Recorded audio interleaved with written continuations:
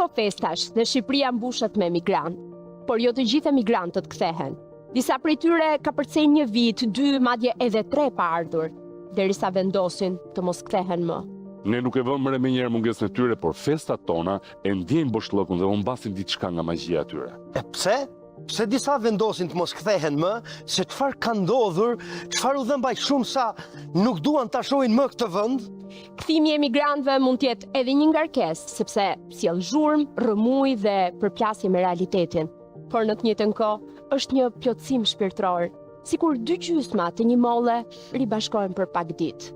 Pata, këto festa do të ishin shumë më bosh, sepse kur ata janë këtu për terë imitancave dhe nostalgjisë, Shqipëria ndihet për herë të parë një vend i plot me energji të bashkuar. Pastaj festat mbarojnë, bredhat e zbukurimet hiqen dhe emigrantët largohen sërish për të kthyer atje ku kanë ndërtuar jetën e tyre.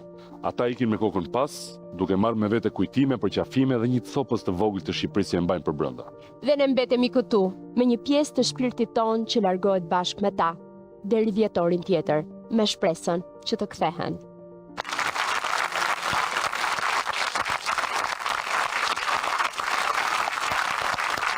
Po sa të bukur jeni. A bajme nga serioziteti ke bukuria.